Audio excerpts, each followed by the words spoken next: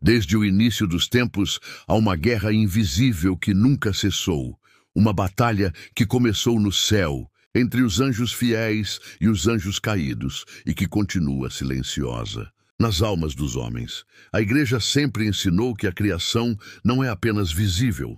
Há também um mundo espiritual, habitado por criaturas puramente espirituais, os anjos.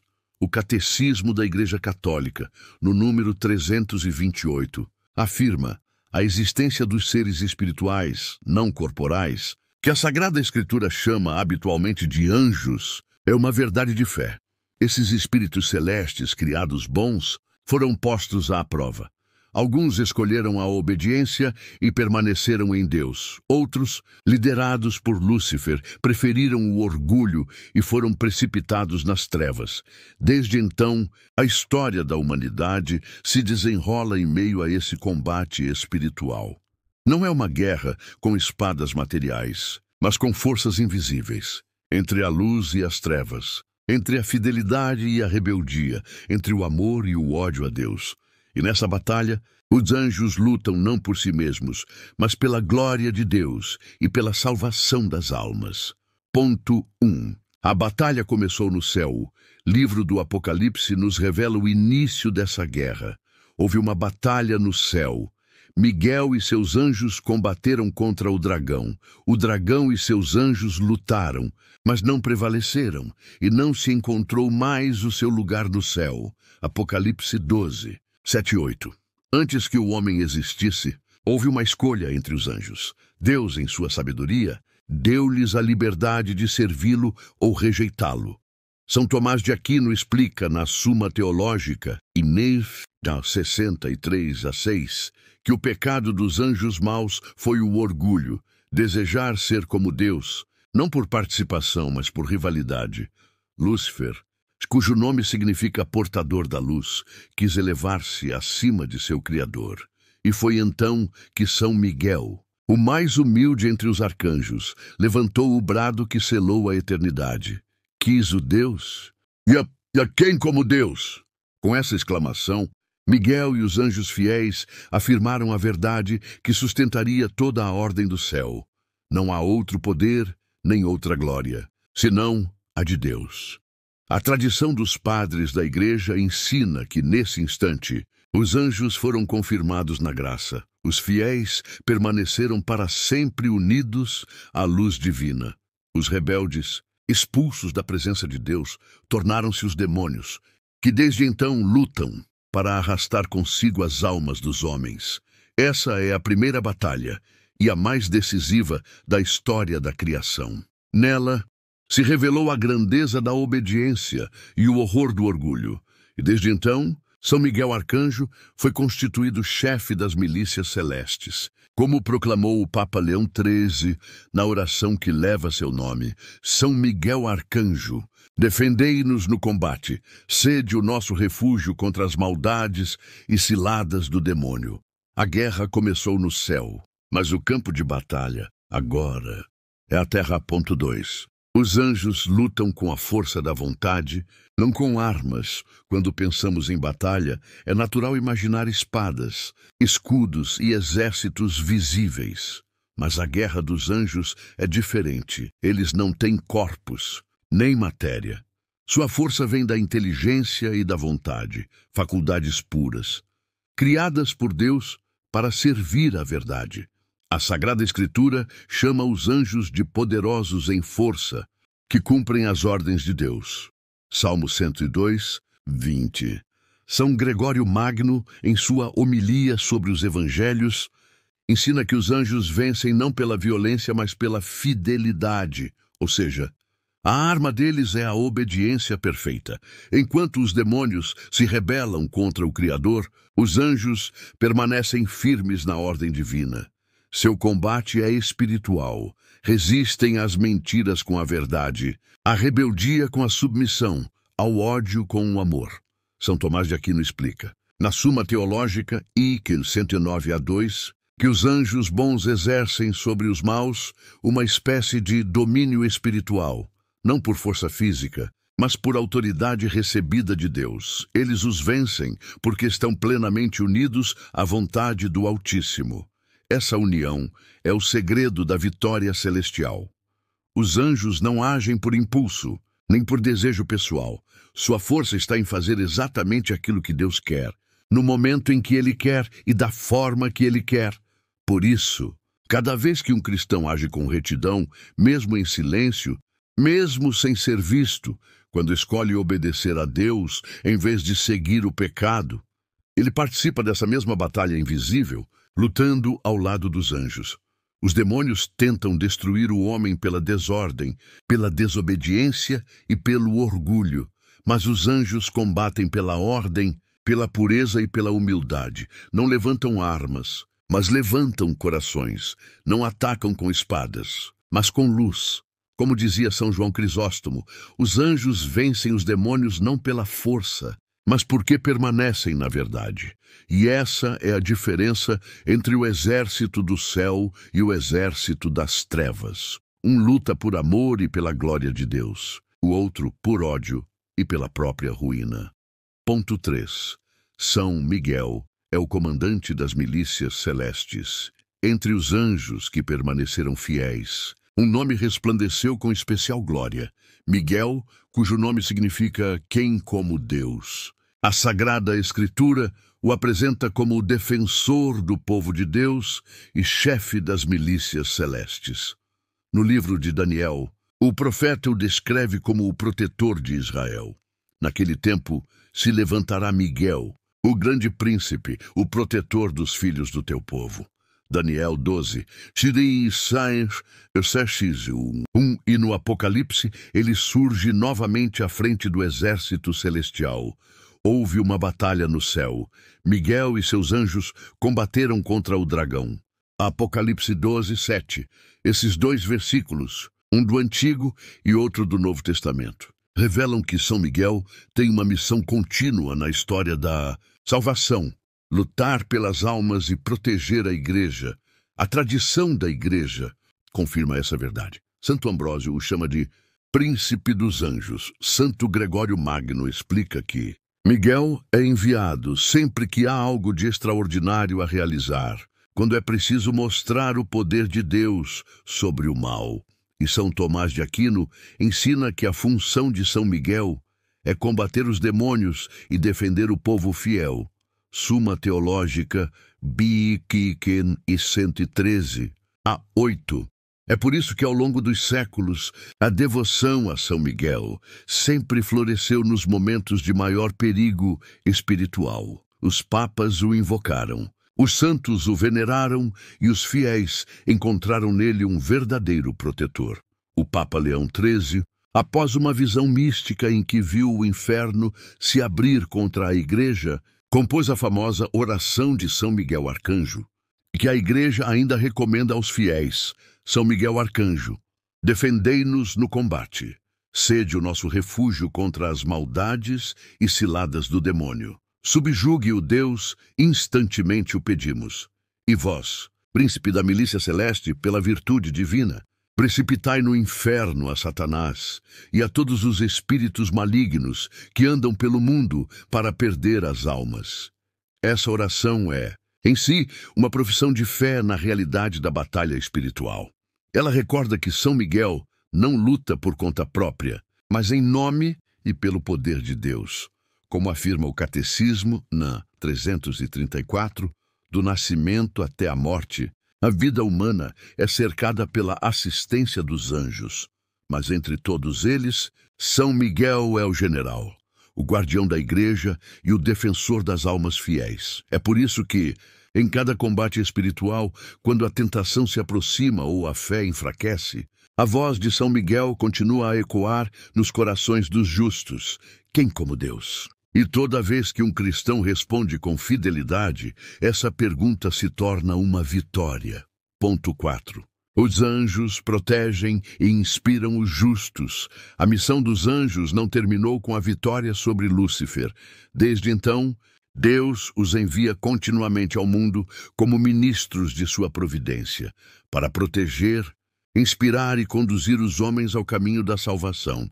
O Catecismo da Igreja Católica, no número 336, ensina: desde o seu começo até a morte, a vida humana é cercada pela sua proteção e pela sua intercessão.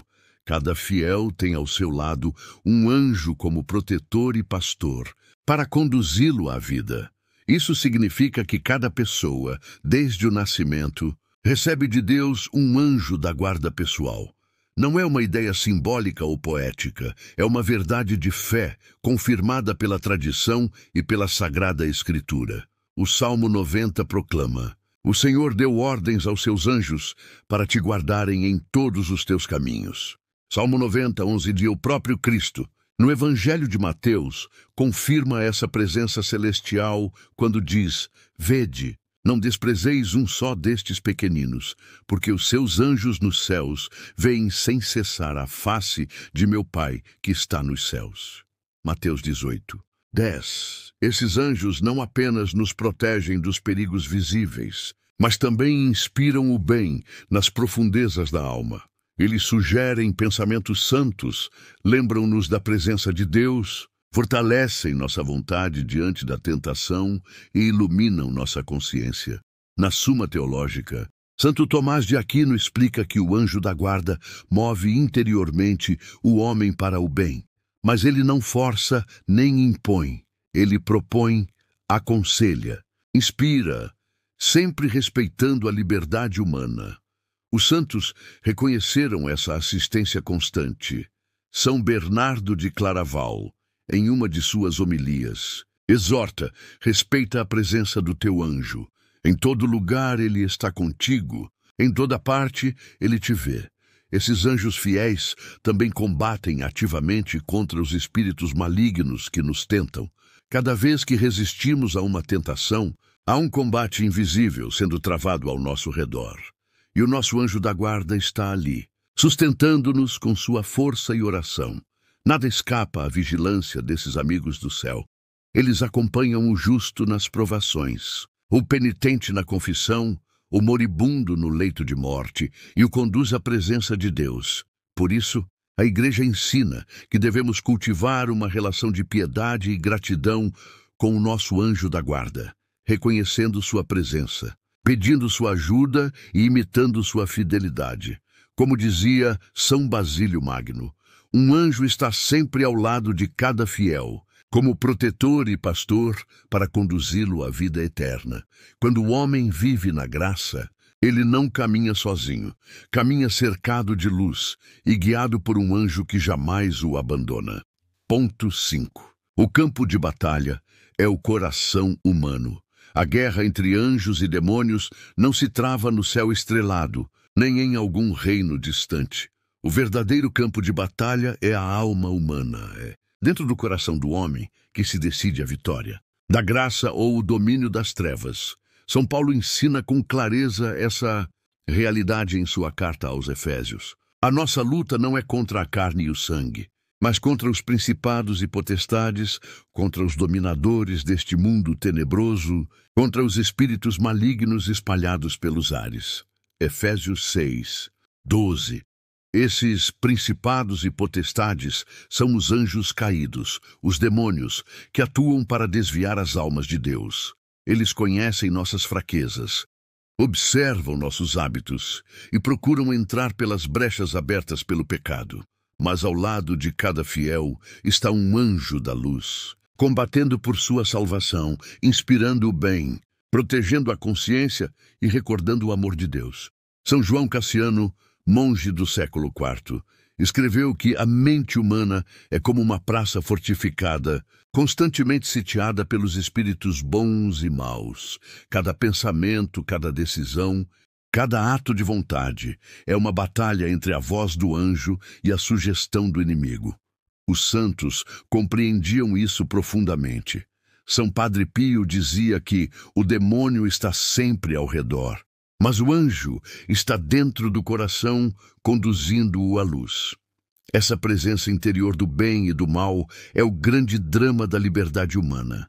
Deus permite a luta, não por crueldade, mas para que o homem Com a ajuda da graça, cresça em virtude e amor. O Concílio de Trento ensinou que a vida cristã é uma contínua milícia. E o Catecismo, 9.409, recorda: a história humana é uma luta tremenda contra as potências das trevas. Luta que, começada desde a origem do mundo, durará até o último dia. Por isso, cada alma é um campo sagrado. É ali que os anjos e demônios travam sua guerra silenciosa. É ali que o céu e o inferno se enfrentam. Quando o homem escolhe o bem, ele dá uma vitória aos anjos e glorifica a Deus. Quando escolhe o pecado, entrega terreno ao inimigo. Essa é a batalha mais importante e também a mais íntima. Não se vence com força física, mas com oração, pureza e fidelidade. O coração humano é o campo de guerra onde o céu quer vencer. E, com a ajuda dos santos anjos, essa vitória é possível. Ponto 6. A arma dos anjos é a oração e o louvor-se. Os demônios combatem com ódio, orgulho e mentira. Os anjos lutam com oração, humildade e louvor. A força deles está na perfeita união com a vontade de Deus. Eles não têm poder próprio, mas recebem toda a autoridade do Senhor dos Exércitos. Por isso, sua principal arma é permanecer em constante adoração. A Sagrada Escritura descreve o céu como um imenso coro de anjos que proclamam sem cessar: Santo, Santo, Santo é o Senhor Deus do Universo. Isaías 6:3 e Apocalipse 4:8. Esse louvor não é apenas cântico, é combate. Cada vez que os anjos louvam, o trono de Deus é exaltado e o orgulho de Satanás é esmagado. Enquanto os demônios se revoltam, os anjos se curvam. Enquanto o inferno se fecha em si mesmo, o céu se abre em adoração. São João Crisóstomo ensinava que o louvor dos justos é o golpe que abate os demônios. E São Gregório Magno afirmava que a oração é a espada do anjo e do homem justo, porque eleva a alma e corta os laços do pecado. A liturgia da Igreja, desde os primeiros séculos, une o louvor humano ao dos anjos. Durante a Santa Missa, quando o sacerdote proclama o Sanctus, a Igreja militante se une à Igreja triunfante, dizendo com os anjos e arcanjos: Santo, Santo, Santo Senhor Deus do Universo, o céu e a terra proclamam a vossa glória. Nesse momento, o altar terrestre se une ao altar celeste. O louvor dos anjos se torna o mesmo louvor da Igreja. E juntos, o céu e a terra combatem contra as forças do inferno. Por isso, a oração é o maior instrumento de guerra espiritual. Cada Ave Maria, cada glória, cada ato de adoração é como uma chama de luz lançada contra as trevas. Os santos compreenderam isso melhor do que ninguém. Santo Antão, pai do monaquismo, dizia: o demônio teme o jejum, mas treme diante do louvor. O louvor é a linguagem dos anjos, e toda alma que aprende a louvar Deus em meio à luta se torna parte do exército celeste. Quando você reza com o coração, não luta sozinho, os anjos lutam com você. E o inimigo, por mais astuto que seja, não suporta o som da adoração. Ponto 7. A vitória final já pertence a Deus, a guerra espiritual é real, mas o resultado já está decidido. Desde o momento em que Cristo morreu na cruz e ressuscitou, a vitória já foi conquistada. Os anjos lutam, sim, mas lutam dentro da certeza da vitória divina. Eles não combatem por dúvida, mas por amor, combatem para aplicar na história o triunfo que Jesus já consumou. São Paulo diz: Cristo despojou os principados e potestades, triunfou sobre eles pela cruz. Colossenses 2:15. O inimigo ainda age, mas não reina, age como quem perdeu e quer arrastar o maior número possível de almas na queda. Por isso, o combate continua até o fim dos tempos, não por incerteza, mas por justiça. Deus permite essa luta para que a fé do homem seja provada e sua fidelidade purificada. Catecismo, na 409, lembra que a história humana é uma luta tremenda contra as potências das trevas. Luta que, começada desde a origem do mundo, durará até o último dia. Mas a Igreja também proclama, com esperança firme, no final, o Cordeiro vencerá. E os anjos que serviram com fidelidade se alegrarão ao ver a salvação definitiva das almas que ajudaram a proteger. São Miguel, São Gabriel, São Rafael e todos os anjos fiéis participarão da glória eterna do Cristo vencedor. E toda alma que perseverar no amor a Deus ouvirá o eco daquele brado que iniciou a batalha. Quem como Deus? A guerra espiritual não é um conto simbólico, é a realidade da vida cristã. Mas quem permanece em graça, quem reza, quem confia e quem luta com os anjos, já participa da vitória de Cristo. Por isso, não tenha medo, você não luta sozinho, o céu luta com você. Se este vídeo fortaleceu a sua fé, inscreva-se no canal Exército do Céu. Temos vídeos sobre cada um dos 3 arcanjos citados na Bíblia. Aqui, cada história te recorda uma verdade eterna. Deus nunca perde uma batalha. Que Ele nos abençoe. Amém.